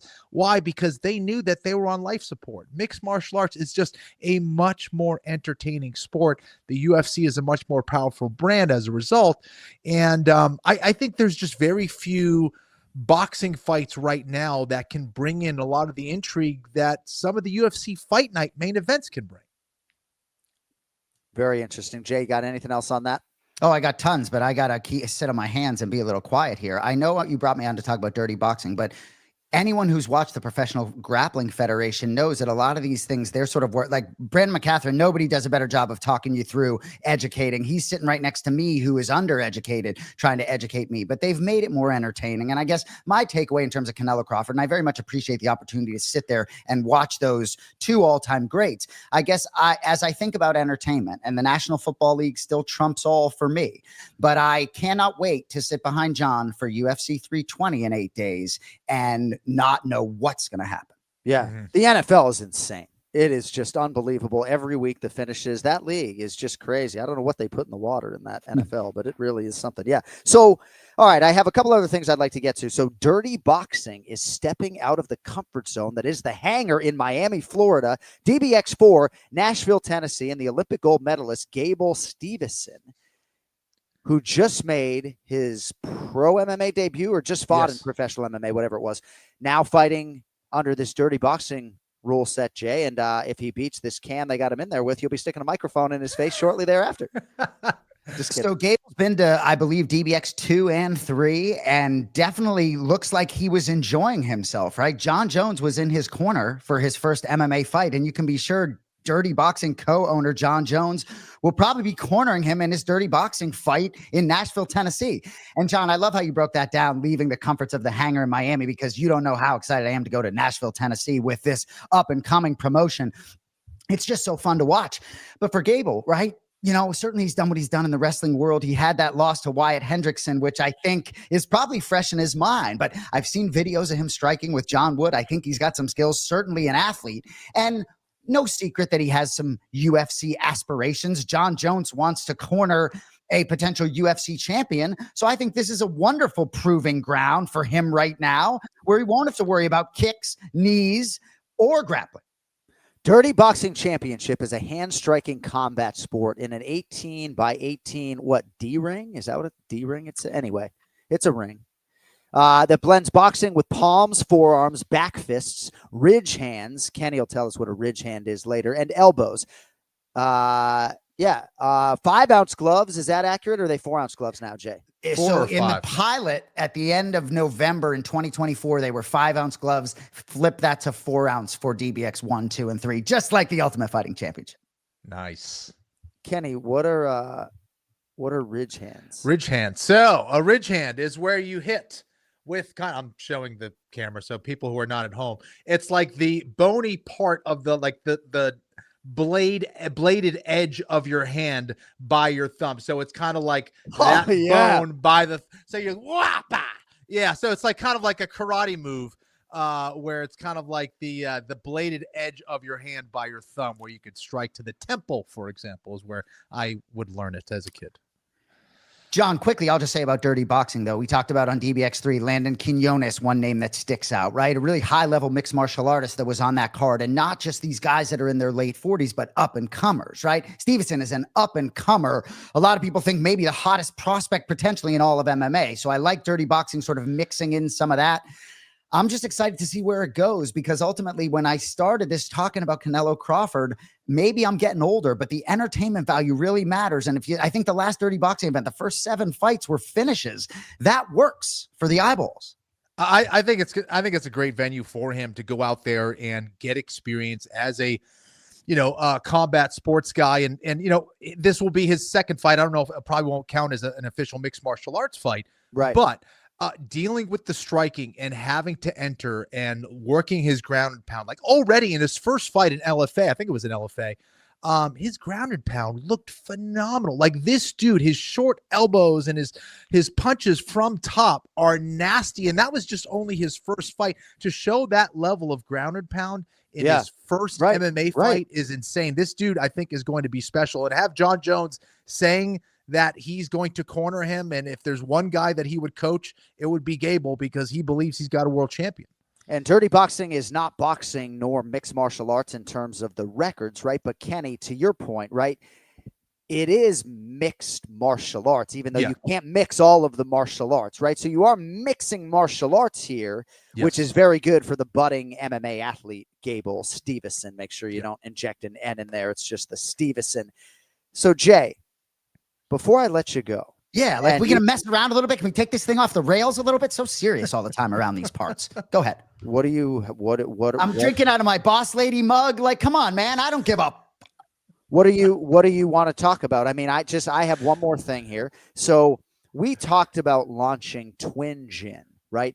Gin's making a comeback, folks. I know alcohol is out these days. I'm not afraid to still sit down and have a fucking Hendrix, right?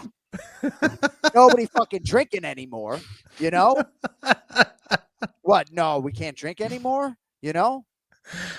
Anyway, so our good friends at the Watershed Distillery. Nice. In Ohio. Brad and everybody over there. Nice. In Ohio, heard us talking about launching Twin Gin, and they sent me a lot of gin. This is, right? Not an ad, not a sponsor, right? This is 4-Peel strawberry flavored gin from Watershed Distillery. We love the fact that it's 88 proof, right? 44% alcohol by volume. That'll tip you over unless you're one of those who has decided that alcohol is going to kill you, right? Anyway, this is just their straight 4-Peel gin. But we thank everybody at the Watershed Distillery for supporting the Anik and Florian podcast. Jay, go ahead. Can you please take a small sip of one of these? I know you got a lot going on right now. I'm just In trying terms to of- see. I mean, should I see how many kids I'm driving later today? You had to say that one thing. No, I'll Little try the sip, strawberry. little No, nip, I'm not. Yeah, little what nip I'm ain't just gonna trying to hurt you. think. We're taping the rewind. Oh, I don't know. We're taping the Anik and Florian rewind later today. But Right. That's what I was referring to. This just so provides you know what? extra I will aura, say. I will say that when I was doing sports updates for Sporting News Radio Boston 1510 The Zone on the Marathon Trail on Marathon Monday, however 20 years ago, right? So I'm doing updates, and they're like, "Dude, just have a pint." You know, so I bang a pint on an empty stomach. I'm like, "Hey, it's Jon Anik. Here's your sports update." I'm like slurring all over the Boston airwaves. All right, thanks to the folks at Watershed Distillery. I'm going to try the strawberry flavored gin. It is 12:13 p.m. Eastern Standard Time. My son's got like feeding therapy today. What are we doing? That's what I'm here for, to provide a good influence for you. Oh man, that good? good. It's fucking great. Jay, anything else? Oh yeah. No, I do. Yes, Jay, one more thing. One more thing. Yeah, Yes. yeah. I just can't believe you didn't ask Kenny about Kenny in Spain. Can you only imagine him flowing with his Espanol in Spain? Can you only imagine? Can Clark send us some videos, Flo, of you just using your perfect accent? Because I bet my life you were speaking Spanish all day. Am I wrong? I did. I got a chance All to day. practice again. That was fun. Yeah, I got like, I had a little argument with one of the taxi drivers. I was trying to figure out, and, yeah, the Spanish came in handy in that regard, and then he backed down appropriately. It was good. Fucking Spanish Inquisition. We can't throw on a taxi driver. The only thing I'm leaving on the cutting room floor today, because we do have to transition to Perth. So TKO Group Holdings president and COO Mark Shapiro sort of talked about the appetite for cities to have a UFC live event. And Kenny and I have chronicled Salt Lake City, Utah, essentially, more so than other places, because they bought pay-per-views in 2022, 2023, and 2024. And some amazing things happened in the Delta Center, including Leon Edwards' head kick, right? But there are some really interesting quotes here from Mark. One of them is, UFC is breaking records everywhere they go. The last numbered event in Chicago was the highest grossing event in the history of the United Center, dating back through the Michael Jordan days. Highest grossing event. They're already at the table trying to get another fight for next year. We're just a couple weeks post event. Now, we hadn't been to Chicago in a long time. Then he goes on to say, we still have 30 fight nights to sell for UFC, and they can be smaller, but if we've got a St. Louis up against a Des Moines, Iowa, if you want us back there, and if you've sold out arenas and broken records in both of your arenas, you have to pay for us to come back, or else we'll take it to another town. And I don't think he's trying to, sound particularly harsh, but this is the reality of the situation. Now, this news comes around the same time in which this Perth fight night doesn't seem to be selling well, And anyone who suggests that I'm a shill, by the way, why the fuck would I bring this conversation to the airwaves on the Anik and Florian podcast? Because I think it's interesting. Right? Perth is a hotbed for mixed martial arts, even though it takes you 3 days to get there from almost anywhere in the world. But I do think some of the Aussies have spoken in terms of them having more of an appetite to go to Singapore than to go across the country to Perth in terms of travel. Mm-hmm. And maybe it does speak to the fact that maybe the card needs a little bit more juice in terms of maybe some star power. As much as we love Jimmy Crute and Carlos Ulberg, maybe, the show isn't delivering. So that was what I wanted to get your thoughts on collectively, Kenny and Jay, on the way out. Jay, do you have anything for us on that as a guy who's been to a lot of these shows over the last 5 years? No, I think my only takeaway would be it's unbelievable when you are not going to Perth, John, how differently you speak of it, because you do got a lot of love for that place once you're there. But yeah, I love it, but you know what I will say is, right, you sometimes see with the Canadian cards how, all the Canadian fighters. But interestingly enough, and I'm not trying to, but if you look ahead at that Vancouver card, all these matchups for Jazdavicius, for Malott, and for Zahabi are all really high-level matchups, right? So I think if you have the locals with maybe more interesting matchups, maybe it can move the needle. I think that's where they may be struggling there in Perth. Kenny, I know you'd love to see the UFC back in Charlotte, North Carolina, right? It was cool to be there a couple of years ago, but these live events, command a pretty hefty price right now in the U.S. They definitely do. And I think for the UFC, I think, they got to figure out which guys are they going to put on these fight nights, which guys are they going to reserve for the pay-per-views. And I think that, sometimes they hit it and sometimes they don't. And I think this card, it's a little lackluster in my opinion, but it's tough. How many guys are going to be an Israel Adesanya or a Volkanovski that they can create? They're not. There's not a whole lot out there. Those are rare. So, hopefully it does sell though. We'll see. And there's still a lot of matchmaking that needs to be done this year. The Qatar show, right? Even UFC 321, I think, is going to gain a fight or two. So there are a lot of different things. The December pay-per-view, we still don't know. But yes, I will say on the way out, right? My connection with the Australian fight fans is unbelievable. In Perth and every other city, I guess for me, the anxiety that I get when I get an itinerary from the east coast of the US, to Perth, Western Australia, the anxiety is such that, I do a little dance when they don't call my number. It is what it is. Jay, anything else? Little more than 9 hours, John, huh? No, I guess finally I'll just say, as a betting man, I'd be more surprised than not if I would expect Ronda Rousey to compete in 2026. I'd be surprised if she doesn't at this point. All right. Well, good luck on DBX4, Nashville, Tennessee. What's the date on that?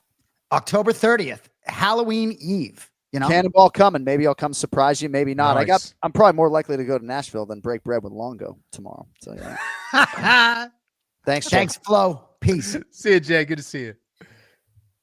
All right, pronunciation of the week is brought to you by Total Wireless, the official wireless provider of UFC. Get unlimited data that won't slow you down. All right, we got a couple files here today for Ken Flo, fresh off the Spanish practice in Spain. First fighter to be featured today on the pronunciation of the week, brought to you by Total Wireless, is a rising light heavyweight prospect. Fights out of City Kickboxing in New Zealand. 7-0 as a pro, Kenny. 2-0 in the UFC. And, he actually had a win his last time out at UFC 315 against the other guy we're going to feature in this segment today, Ken Flo. So his name is on the screen. Last name Stirling. Seems like a pretty easy one, Ken Flo. How do you pronounce it? Yeah, this dude is jacked. I would say, I know how he pronounced it, but if I saw this name, I would say Navajo Stirling. Right. So it's either Nav or Nav. I don't know. That's why we bring it to the table today. And that's why I listen to the file before I voice his fights. Cody, hit it. Navajo Stirling. Navajo Stirling. So if memory serves, I voiced it as Nav and then was revoicing it as Navajo. Navajo, Just an interesting thing. And it just brings you sort of into our world in terms of the little things that, because like his friends call him Nav. They don't call him Nav. You know what I mean? So like you want to do it right by these guys. It's nitpicky, but I wonder if Navajo would think it was nitpicky. All right. Next pronunciation file is a Croatian. He reps American top team Zagreb, but he's off to an 0-2 UFC start this weekend in Perth. He takes on Jimmy Crute, the Bendigo Bomber, in the co-main event. Ken Flo, name is populated for you. Go ahead. Yeah, so it would be Ivan Erslan. Ivan Erslan. Absolutely murdered it, but let's just check the file in case. Ivan Erslan. Ivan Erslan. Nice. We appreciate the extra effort there out of Ivan Erslan, and we appreciate Total Wireless being with us for the pronunciation of the week. We got big things, cannonball coming in Perth. It is UFC Fight Night. Headliners are Carlos Ulberg and Dominic Reyes, and we will get to the picks in about 60 seconds. But it's your season. It's your shot. The NFL season is rolling on. Every touchdown can bring you closer to a payout with DraftKings Sportsbook, an official sports betting partner of the NFL. From first touchdown scorer props to those anytime TD props that I love, to live in-game betting, which has been killing me. Every snap is loaded with opportunity. The games keep on coming. A lot of things that I want to wet my beak with here coming up in week 4. But with DraftKings, we always got something for new customers, always. And this one is for you. You bet just $5, and you're getting $200 in bonus bets instantly. You can also score over $200 off NFL Sunday Ticket from YouTube and YouTube TV. All you need to do is download the DraftKings Sportsbook app. Use code AFPOD. That's code AFPOD to get $200 in bonus bets instantly when you place your first $5 bet. Plus over $200 off NFL Sunday Ticket from YouTube and YouTube TV in partnership with DraftKings. The crown is yours. Gambling problem? Call 1-800-GAMBLER. In New York, call 877-8-HOPE-NY or text HOPE-NY. In Connecticut, help is available for problem gambling. Call 888-789-7777 or visit ccpg.org. Please play responsibly. On behalf of Boot Hill Casino and Resort in Kansas, 21 plus, age and eligibility varies by jurisdiction. Fees may apply in Illinois, void in Ontario. Bonus bets expire 7 days after issuance. See sportsbook.draftkings.com/promos. NFL Sunday Ticket offer for new subscribers only and auto renews until canceled. Digital games and commercial use excluded. Restrictions apply. Additional NFL Sunday Ticket terms at youtube.com/go/NFL Sunday Ticket/terms. Limited time offer. All right. Very excited to call this gentleman's number today. It's been a long time. Yep, put him right in the goddamn center of the screen. Curtis Hoagland on Instagram. I mean, I think there are better handles out there for him, but it is at k.hoag.w. I mean, Curtis, it's great to see you, buddy. What's up with the handle on IG? Creativity, I guess, is not my strong suit, Johnny. Maybe you could help me out, brother. Well, no. So I just think, like, if I enjoy your handicapping today and I'm searching for Curtis Hoagland, maybe you'll come up. But k.hoag.w. I mean, can I ask what the W's for? It's my middle name, and that would be Wade.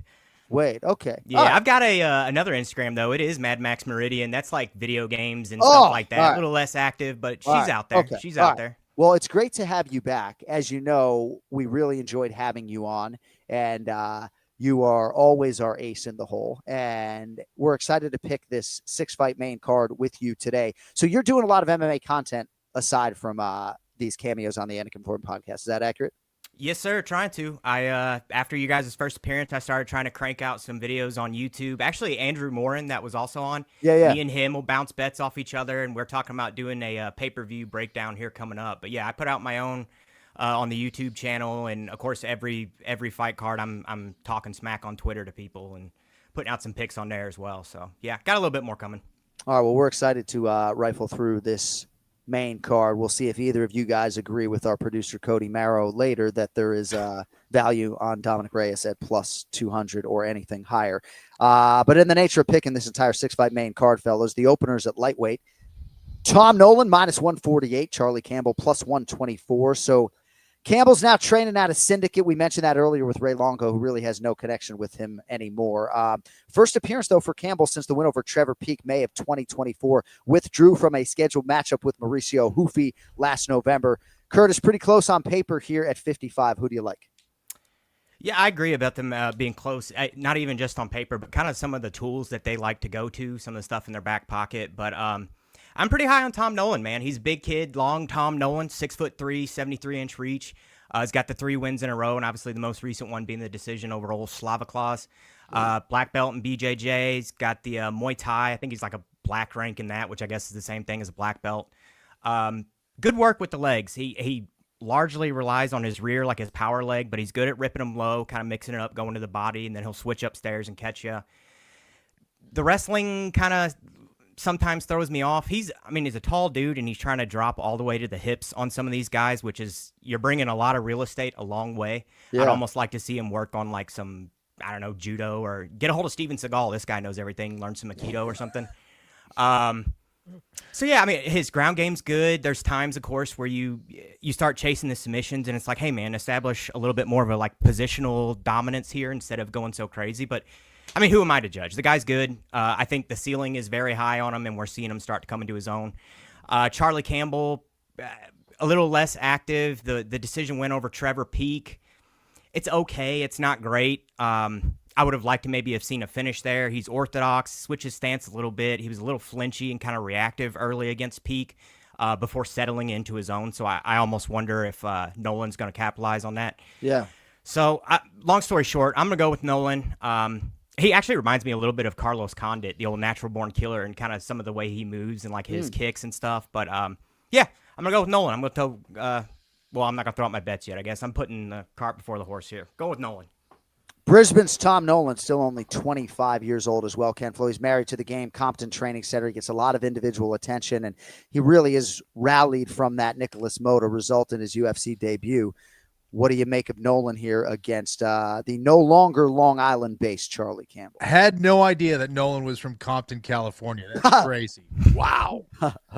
That's amazing. All right, well, yeah, listen, I think Nolan is very good, dude. I think that, you know, his tall, lanky stature makes him a difficult out for anybody.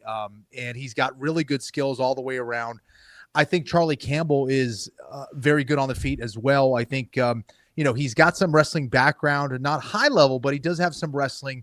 I'd be curious to see if he does utilize this to try to put Nolan on his back. I don't think he will. Campbell likes to pride himself on using his wrestling more defensively, try to keep things on the feet. He loves to, strike and trade. And I think Campbell is going to be dangerous there. Nolan has to be careful. He's got to keep that chin tucked. But I think Nolan has more overall skill. I think if there's a guy who's, going to get a finish both on the feet and on the ground, I think it would be Nolan. So I like that aspect. I like options when I'm looking at two guys going at each other. I think Nolan has more. I think he's got a little bit more potential as well. I think this is an interesting bet for people that are looking for value. Not a huge disparity on the odds either way. I like Nolan here.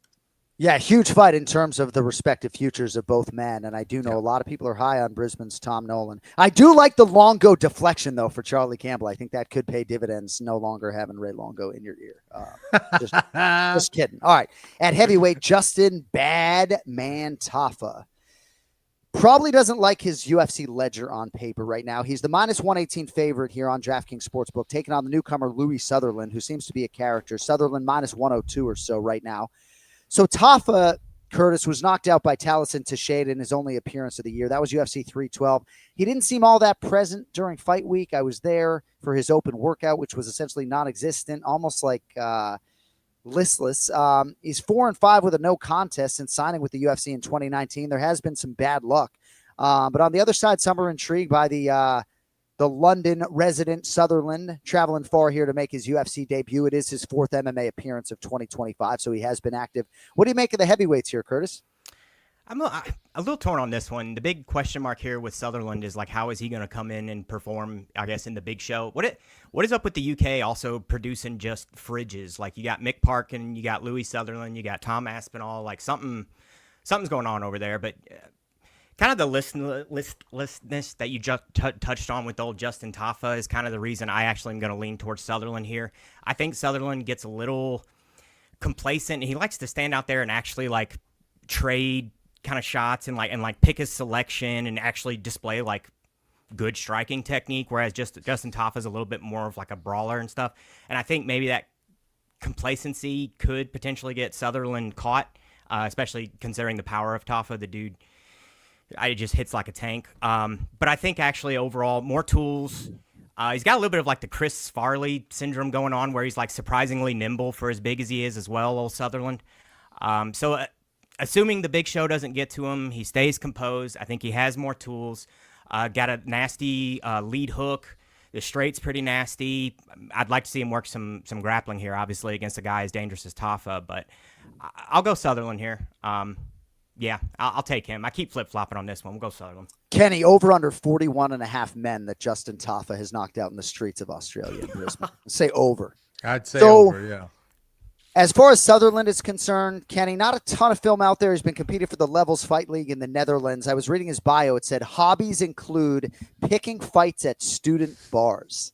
I mean, can you imagine Louis Sutherland going to like college bars in England and just dropping dudes? Beating up smart kids in Harvard Square.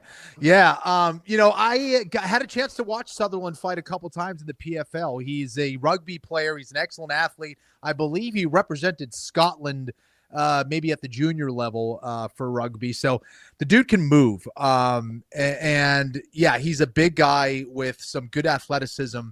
And my main concern for Louis would be getting into that brawling type of fight with someone like Justin Tafa. That would not suit him well. Now, he could probably knock out Tafa in that regard, but when you're doing that, you're always throwing dice, and he's got to act like the more technical guy with more tools. I think he is that. Can he stay disciplined in his UFC debut? That is the question. I do believe he can. Tafa obviously doesn't have a whole lot of momentum heading into this.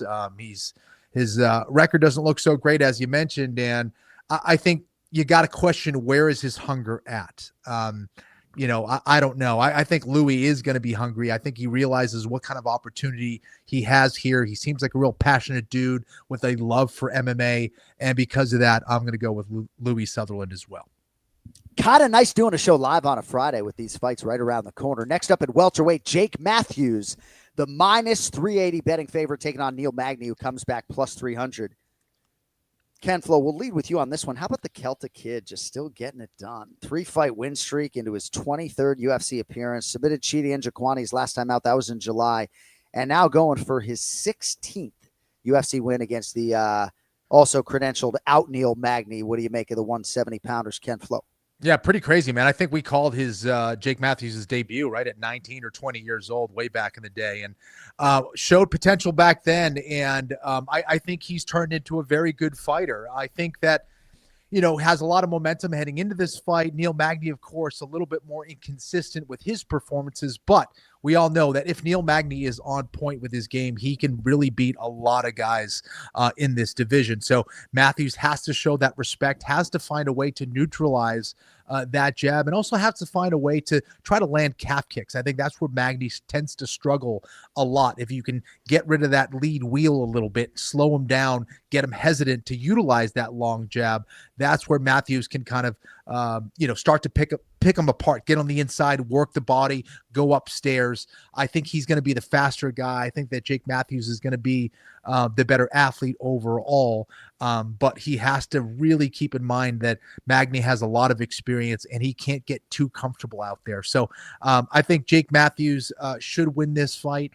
I think he doesn't want to spend too much energy trying to take down someone like Neil Magny. He's got to be efficient. If he is efficient, he can win this fight. If he's not, Magny can make it a long night for him. But give me Jake Matthews here.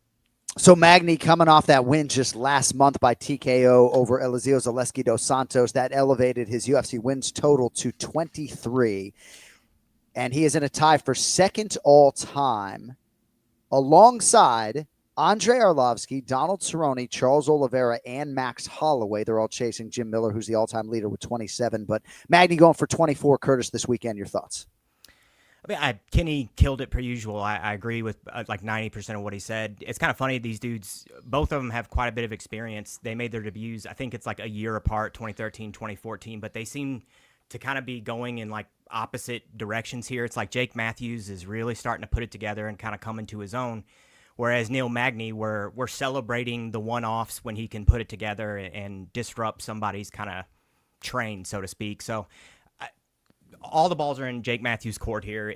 This is going to be a telling fight for also, I think, kind of the trajectory of his career. If he goes out here and craps the bed, I'm not super high on where he's going to end up, as far as like a championship down the road or something. But I think he has all the tools to get it done. I think he's physically better in just about every way. He's faster. I think he has more power. He's got a good right hand, which Magny's been caught with several times before. The low kick was something I was going to touch on as well that Kenny mentioned.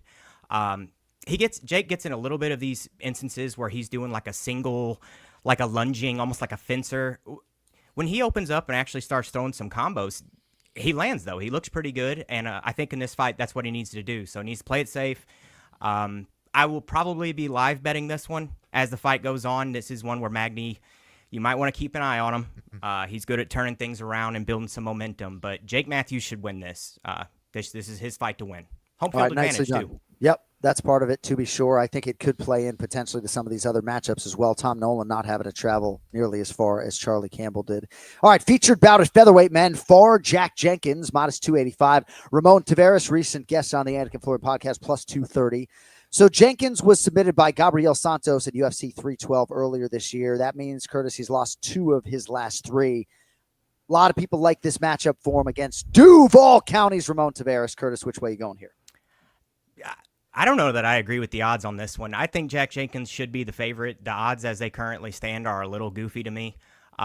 Jack Jenkins, good fighter, puts it together pretty well. Like if you were playing as him as a character on like the video game, he'd probably have 75 or a 70 in all of his stats. Like he's pretty well-rounded.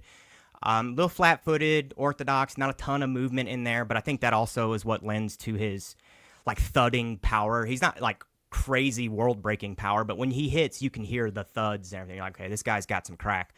Decent at mixing it up, doing the low kicks, switching to the high as well. Good hard kick to the body. Seems to be relatively hard to finish in the sub. Santos originally had that triangle set up, which he actually survived, and then he got him later, but I think that was because he was hurt. The body language with him throws me off. Against Burns, it looked awesome, stalking him down, and then Burns still managed to kind of get a random takedown and somewhat come back into the fight, whereas against Santos, once the momentum started going that way, he halfway looked broken there. So, I mean, I'm not trying to dump on the guy or anything. I just think he's one of those that maybe prefers to be the hammer over the nail and doesn't seem to do so well as the nail. Ramon Tavares, counter striker, likes to pull counter, southpaw, fights a little bit of a longer stance than Jack Jenkins does. So if he stays on the outside, I could see him potentially landing, maybe do a pull counter and crack him. This is another one that I think it's made for Jack Jenkins to win. So long as he doesn't blow it, we're good. But I would almost entertain a hedge here. Take like a Tavares inside the distance, given that power and the way those odds are. But this is a Jack Jenkins fight. I'll take him. Yeah, that is interesting and a really thoughtful breakdown of Ramon Tavares. I do think that if he wins the fight, he's probably going to have to do so by knockout. Jenkins is a bit of a cult hero in Australia, Kenny, but if you lose here, you're 3-3 in the UFC. You got to keep winning to sort of maintain that status. What do you make of this one at 45? Yeah, and that's where he needs to really control his emotions because he is fighting in his home country and has to be careful to not like get overly excited or overly aggressive against a good counterpuncher like Tavares. Yeah, and he's had a little bit of bad luck. It's like he'll look good in certain spots and then kind of, get taken down or make a mistake or fall on a damn shoulder on, it's like there's a lot of weird things that can happen. But, athletically, he's impressive to watch when he's putting together those like 4 or 5 punch or strike combinations. He looks really, really good. So I agree here. I think that Jack should win this fight. But the odds scare me a little bit. I'm not sure, I would touch this one just because I think Tavares could surprise us here. And sometimes when he gets some momentum going, he could be a tough guy to stop too. And Jenkins sometimes makes some interesting decisions during the fight. So that makes me a little nervous. All right, co-main event in the light heavyweight division, the Bendigo Bomber, Jimmy Crute, -185, taking on Ivan Erslan, who is +154. So Crute is a good friend of mine. He went 5 years between UFC wins from 2020 to 2025, right? Isn't that crazy? So there were a couple draws in there, but 5 years between wins. Last time out, he submits Marcin Prachnio at UFC 318. I'd be crying my eyes out with joy. And then they turn him around here pretty quickly. Big co-main event spot, Australian soil. Pretty good matchup, Curtis. How do you see the co-main event going down right now? Crute about a 2-1 favorite over Erslan. Yeah, the brute Jimmy Crute. I kind of, again, the odds I think are a little lopsided. I'd almost go like a -150 in favor of Jimmy Crute, somewhere in that ballpark. That armbar win over Prachnio was pretty nice. Looked nasty too once he actually got it locked in there and started really extending it. Jimmy Crute's a bit of a bruiser, kind of an upright, orthodox stance, keeps that right hand cocked right there by the jaw, ready to blast you with it. Clearly favors the wrestling, likes to get in on the hips, and I think that's probably going to be a good option in this fight, given Ivan Erslan has a little bit more of an upright, kind of narrow stance as well. So Jimmy Crute's going to be able to get in and potentially get the takedown. Now, will he keep it there? I'm not sure. I think people are a little bit overlooking Erslan's ability to get back up to his feet.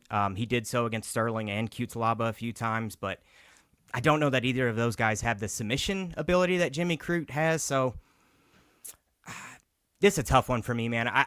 Jimmy Crute, again, should win this. This is kind of home field advantage. This is a good toss-up for him, but he doesn't have a great poker face, and I think if Ivan cracks him and senses, smells blood in the water, so to speak, and swarms him, I think he could potentially get it done. So for the odds and everything, yeah, I think I'm going to go Ivan. Let's just do it. How about Ivan. that?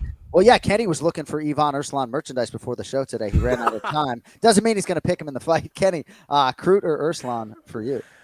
Oh, man, this is interesting. It's always interesting anytime Jimmy Crute fights just because he's so damn exciting, sometimes to his own detriment. But, on all accounts, he's a better fighter than Erslan. He's a better athlete. He strikes better, in my opinion. He wrestles better. He's the better grappler. But sometimes Jimmy Crute gets a little too crazy out there and, maybe expends way too much energy early in round one or, gets a little bit too chaotic and, pays forward in the end. So, but I like Jimmy Crute here. I do think he's the better fighter. I think Erslan, lost a couple fights already, needs this one big. So, he's going to come in here hungry. But I think he's going to be too slow for Jimmy Crute. I don't think he's going to be enough athlete for him. As long as Jimmy Crute paces himself and makes some good decisions, I think Jimmy should win this fight. So give me Jimmy Crute. A lot of good nicknames out there for Jimmy Crute. He has not adopted any of them. The Boot, as Cody loves, the Brute, the Bendigo Bomber. He tells me I can say the Bendigo Bomber, but he won't adopt it.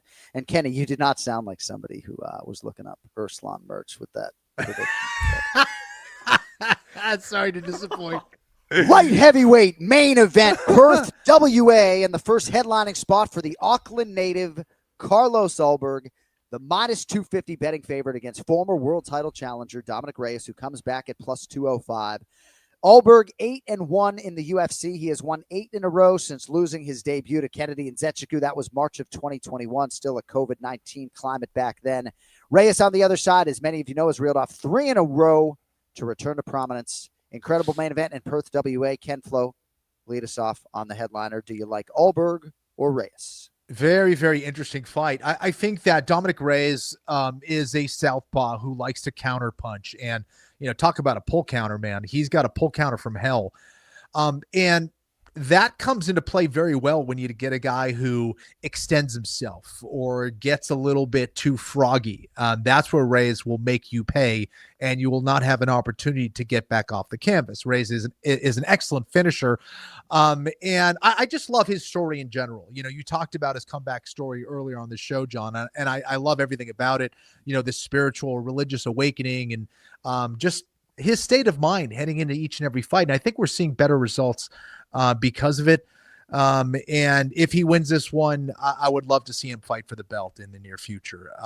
Carlos Ulberg, however, he isn't that guy that gets too froggy. He isn't that guy that gets overly aggressive. He comes from that very traditional city kickboxing style where it's very fundamentally sound. It's rooted in the basics. It's rooted in feinting and getting your opponent to get themselves off balance. And Carlos Ulberg, he may have some of these boring performances because, he's not trying to make it necessarily that exciting. He's just trying to win. And if he gets you hurt, yes, he will be aggressive and try to take you out.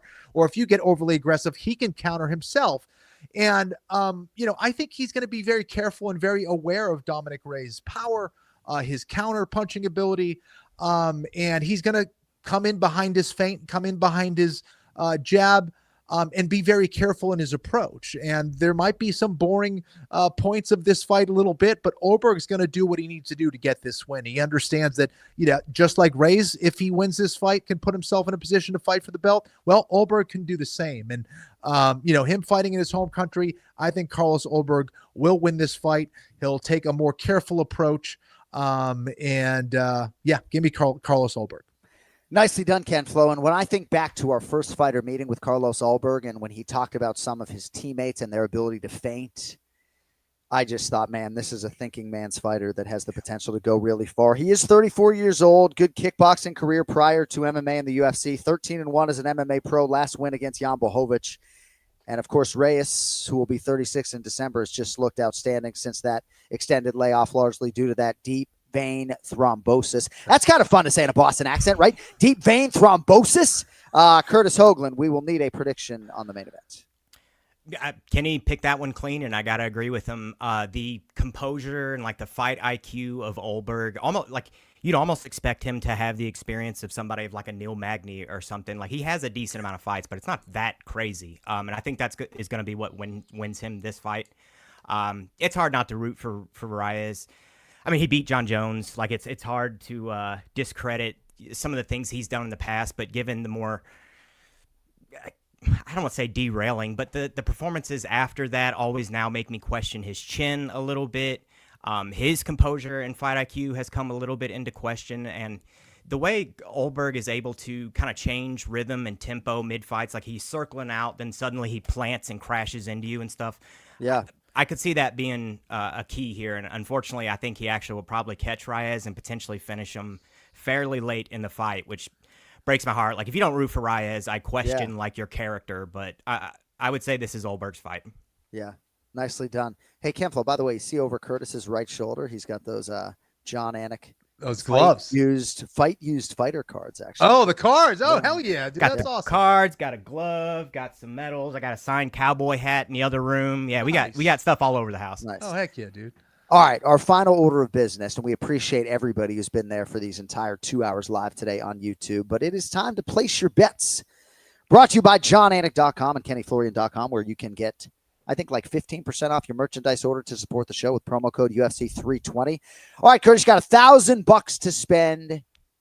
Doesn't have to be on the main event, as you well know. The prelims at your disposal. Anything you want, you get $1,000 for a fight night. Have at it. All right, $1,000. We're gonna keep it pretty easy. We got 2 bets today. Okay. Given the volatility of the old heavyweights, we're gonna take the under 1.5. Last I saw it, it was plus 115. Put $500 on that one. I like that. And then last up, I'm gonna go on old Tom Nolan money line minus 140s. Last I saw it, I can't remember what you guys had it at, but that's last I saw. Nicely done. Yeah, it's interesting. Like, I don't think Justin Taffa plans to fight more than 7.5 minutes on Sunday morning or whenever that fight goes down. Ken Flo, what are your thoughts on how you're going to disperse your 1K? Go ahead. Well, the last couple of weeks haven't been so hot for me, Johnny. So I'm going to I need to spice things up, and I'm going against my best judgment here on some of these bets, especially these first 2. All right, I'm going to go with 250 on Louis Sutherland. Okay. I'm going with 250 on Jimmy Crute. Don't let me down, Jimmy. Jimmy, don't do it, Jimmy. 250 on Crute. And then I'm going to do a little parlay, which, these are the 2 picks that I'm most confident in. So I decided to throw them in a parlay. Ulberg and Matthews for a $500 parlay. Nicely done. Nicely done. Like the way you guys attack the board. If you want more from Curtis Hoagland, why would you not? Mad Max Meridian. My man, appreciate you stepping up. Enjoy the fights, and we will not lose your number, as I think you know. Thanks for all the support, and great job today. Good work, boys. bro. Appreciate you having me, boys. Love you. Love you too, buddy. There he is, Curtis Hoagland, with us for the main event challenge, and place your bets. And we got to get on out of here. One thing I just wanted to say on the way out. It was so amazing to step into the boxing world, and I don't know whether or not it's going to be a one-off or not, but I am eternally grateful for all the support of the broadcast for Canelo versus Crawford. I do just have to say, there was one clip that was repurposed of us in that working man shot at the end of the broadcast where we're all sitting and you can see the papers. It's sort of like the roughneck working man shot, and I felt like there was just some awkward body language going on, and so I tried to make a joke as Max Kellerman and Andre Ward were looking at the camera. I was like, you guys can look at me if you want, and I think it sort of led to this false narrative that maybe I was not embraced by them or, and again, I don't know internally what their thoughts are, but I just wanted our audience to know and my supporters out there that have rigorously come to my defense that I did feel embraced by the boxing community, especially those 2 individuals, Max and Andre. So hopefully not the last time the 3 of us will have worked together, but, I was definitely the guy coming in on loaner. So who knows what'll happen in the future. Thanks to everybody for stepping up today for these extended 2 hours. Jason Anik, Ray Longo, Curtis Hoagland stepping up. Our producer is Cody Merrow. We are going to be back with you live Monday morning at 11 a.m. Eastern. It's a pay-per-view week coming up, so we'll recap Perth. We'll get you all the predictions for UFC 320, and we also will direct you next week to UFC Fight Pass. Anik and Florian Rewind, looking back at both Umar Nurmagomedov fights involving Sandhagen and Dvalishvili. That'll be our film study exclusively on Fight Pass in advance of UFC 320. Thanks, everybody, for watching live. Tell your mom, tell your dad, tell your friends. Let's keep this thing going. For Ken Flo, I'm Jon Anik. We will talk to you in about 48 hours. Until then, have a great weekend. Yo, later. Kenny Florian, I got him, baby. We did it. I love this shit.